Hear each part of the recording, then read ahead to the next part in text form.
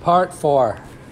The bottom half manages up, while the top half manages down. The content for this podcast comes from my book, Advanced Success Secrets. You get a free copy of each of my 8 bestsellers at alexhammerbooks.com. That's at AlexHammerbooks.com. Part 4 picks up where Part 3 obviously left off.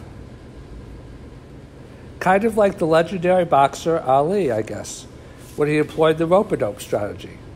Successful individuals understand well that they are targets. They have resources to hire others to back them up, lawyers, accountants, employees, etc. But they also relentlessly stay on task without allowing themselves to be distracted, to focus on the task at hand. This is part of taking responsibility for their lives and not blaming others. Successful people know that their self-control is critical for their success. Less successful people or unsuccessful people do not have this degree of self-control. They lash out at others and blame them. They do not take responsibility for the events of their lives, but instead, as noted in the previous book, live in woulda, coulda, shoulda. This emotional self-regulation and control is a tremendously critical factor in success. Those who can master their emotional states, especially in their interactions with others, are at a major advantage for success. So those in the bottom half manage up the top half. They do so because of magical thinking. They do so because of competition and in-out conditions. And they do so because of elements sometimes related to self-control. Of course, there are additional reasons as well. No matter the reasons for their managing up, it serves many useful purposes. It keeps those in power in check, at least relatively speaking, because they know that a lot of eyes are on them. We live in a world of accountability at all levels of society, but as one reaches higher levels, a higher degree of scrutiny takes place. The President of the United States, for example, is going to receive a higher degree of scrutiny and from more people than a local baker. And for good reason. It is important that the local baker does a good job, and customers in the state hygiene department, for example, could be factors in the baker's success or lack thereof. But the degree of damage that a president could do if he or she does a poor or corrupt job, getting us into an unjust war, as just one example, is on a much larger scale. So newspapers throughout the country will be focusing on the president's performance, a form of managing up, although the media in general also often supports the status quo, as will news and talk shows, bloggers, etc. When you're in the public eye, criticism and appropriate scrutiny from basically all levels is considered essentially fair game. Perhaps that is why individuals who rise high in politics are often termed highly political. They know how to give political answers when questioned. They don't crack easily, nor at the first tough question. They don't show uncontrolled anger easily.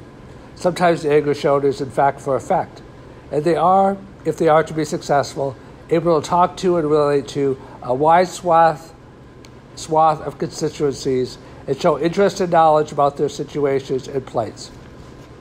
Perhaps that is why politicians are sometimes criticized also as being, or trying to be, all things to all people, or speaking out of both sides of their mouth, whoever the constituency is at the time. I am not anti-politician, not by a long shot. I ran for governor myself. I believe that any profession essentially can be noble or not, based upon how it is approached. So let's talk now about managing down. Those in the bottom half, if it could be phrased that way, because we're not in the top half or bottom half in all areas, of course, manage both up and down, as do those in the top half. But those in the bottom half of a specific area predominantly manage the top half of that area, while those in the top half in a given area predominantly manage the bottom half in that area. So what does it mean to manage down? One aspect would be thought of as exerting power over or control over those quote unquote lower than us, although an alternative aspect may be teaching or guiding others. For example, and lower is in quotes because everyone has equal human value. For example, do parents control their children or teach or guide them? Neither or both. Do judges and police exert power over those who come before them, or are they simply guiding others through the meeting out of society's rules? Certainly, the person in the role can be as critical as the role itself. You have abusive parents and you have loving parents. And what it means to be a loving parent is not certainly universally agreed. Is tough love part of being a loving parent?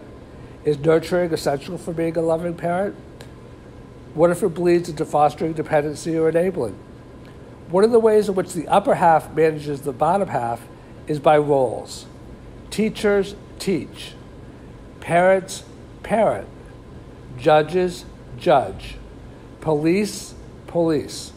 And bosses boss. You get the idea. End of part 4.